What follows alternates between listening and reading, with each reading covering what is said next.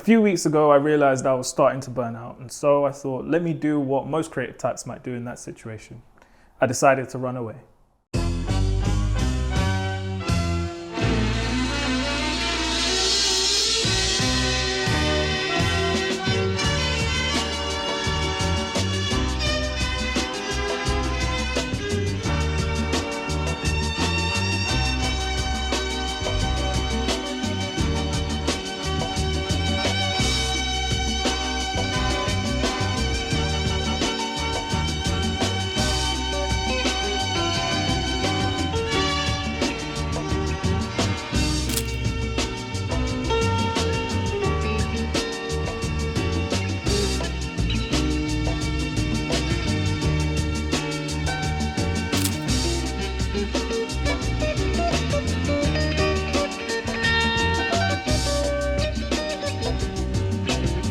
So burnout is described as a state of emotional, physical, and mental exhaustion caused by excessive and prolonged stress. That was definitely where I was at before this trip, completely burnt out. But by the end of it, I felt completely refreshed, creatively reinvigorated, and actually managed to come away with what I think might be one of the best pictures I've ever taken.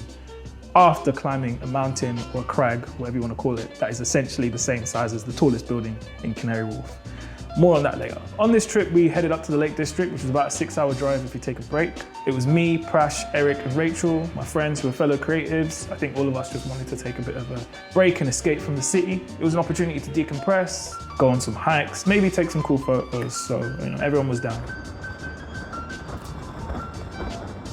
Now, even though we were supposed to be chilling and resting and relaxing, I knew that I wanted to make something creative. I didn't know what, but I took my phone and I filmed as much as I could without trying to, make myself feel like I'm at work. So all the footage that you see in this, other than the pictures, will be shot on my iPhone. Put some girth into it. Nice. So for me, a big part of avoiding burnout, even though I kind of got to that point, was realizing when I needed to stop. This year has been a lot for me professionally, creatively, privately, personally, all of those things. It's been a lot. It's been a lot of good, there's been some bad, but generally, I knew that I needed to take some time just to chill. If you know anything about me, I'm kind of always doing something. I'm always making something, which is cool, which is good, but it is definitely a recipe for burnout. One particular part of this trip which stands out for me as just fun was this random boat ride that we decided to do in the middle of the lake. We hopped on a boat and basically just dicked around for a couple hours. There was no objective to this. There wasn't really any desire other than to just, mess around with my boys. And you know what? If I was to put any particular moment as like a highlight on that trip, I'd probably say that was one of them. Bloody hell.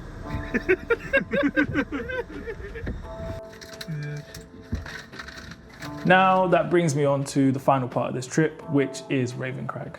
Cragg is a hike that I did on this trip in which I think I might have taken one of the best pictures in my career yet. I'll let you be the judge of that. The hike at Cragg is supposedly moderate, but for someone like me who doesn't hike all the time, I found it quite difficult. I found it difficult because Cragg has an elevation gain of 741 feet.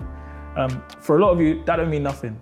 But for context, One Canada Square, which is the tallest building in Canary Wharf, has an elevation gain of 771 feet. So we're talking about 30 feet height difference.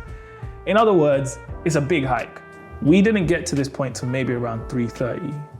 It's winter time. The sun is setting at 4:30, if not slightly earlier. We get about halfway now, or what we think is halfway, and then we realize that the gradient is like this, seriously steep. I'm with my boy Prash, and he essentially says, I'm checking out, I'm not doing this. Like, I can see the viewpoint from here, it's beautiful. If you wanna go, let me know, and I know I'll stick around. In my head, I'm thinking, come halfway, might as well go to the top. So off I go on my own now, climbing up this thing. And I see this staircase. This staircase is a staircase from hell. It's so steep, and I can't even see where it finishes. It bends around the corner. Again, Timmy, let's go down. We've seen enough.